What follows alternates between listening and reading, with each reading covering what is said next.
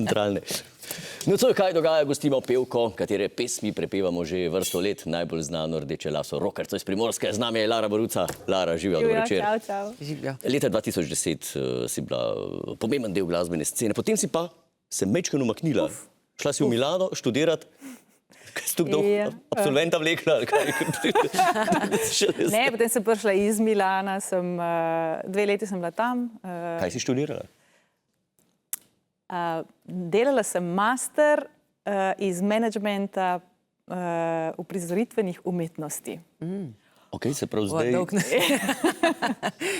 To ti pride prav v Sloveniji zdaj... V Sloveniji je zelo malo, ampak... Kje druge pa bolj? Ja, kje druge pa bolj. Sem tam v bistvu potem tudi delala na enem velikem festivalu v Milanu, nabirala izkušnje tudi v zaodrju, potem v bistvu prišla nazaj, ustanovila publishing hišo, tako da ogromno stvari v glasbeni industriji delam v zaodrju. Kjera stvar, recimo, da si rekla, ja, to je bila pa res dobra izkušnja, to sem se recimo naučila.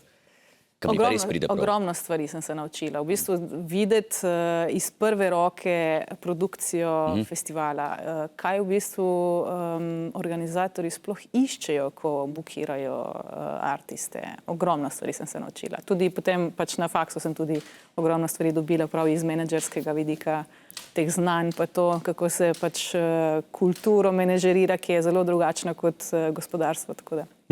A zdaj, kako drugače gledaš na to kot nastopajoča, kaj imaš te? Definitivno. V bistvu imam zdaj tudi en uvid v to, kaj se dogaja, pač, ko se organizirajo stvari, na kaj je treba biti pozoren, kje se pri produkcijah, kje največ stvari, kateri denar največ odteka, kje so največje stvari, ker tako, no, v glavnem, ja, mogoče celo malo preveč stvari vem, ne, malo manj uživam kot artist, ampak v redu je, sem vesela. Ker letos si se spet vrnila na odre, obeležujemo 25. obletnico albuma Kar ne piše. Kako je bilo stopiti po tolkem času spet pred publiko?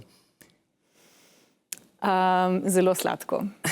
Zelo sladko in v bistvu sem bila celo malo presenečena, kako me je občinstvo spet sprejelo. Prvi tak velik koncert je bil v Auditoriju maja in so me spravili do solz, ne? V bistvu nisem se še jokala tako na odru. 15. januarja pa pripravljaš koncert v Kinu Šiška. Tako. Kako bo pa tam sladko? Kaj bomo tam lahko videli?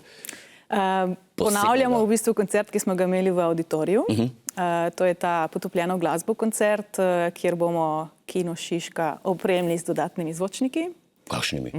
V bistvu pripeljemo še dodatne zvočnike, ni koncert, občinstvo ne konzumira koncert samo iz pač PA oziroma iz zvočnikov na odru, ampak jim damo okoli in okoli zvočnike in to glasbo. Immersive audio tehnologija je to. Ja, to pa poznam. Poznaš? Super. A je ta tvoj comeback, a je to zdaj za novo publiko, a je to za tvoje stare fane, a je to zate? Še zmeraj pač ohranjam to formulo, da pišem jaz besedila, da pišem jaz melodije, tako da tisti, ki so me spremljali prej, dobijo ta nek sound, ki ga poznajo.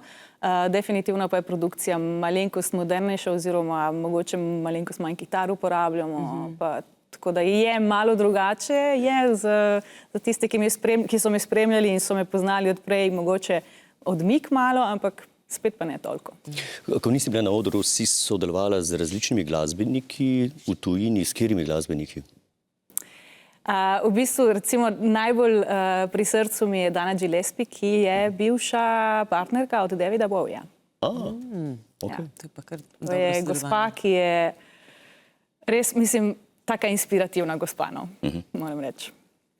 Pa, če bi te mi povabili, imamo en hud komad na mali terasi, bi mogoče nastopala z nami?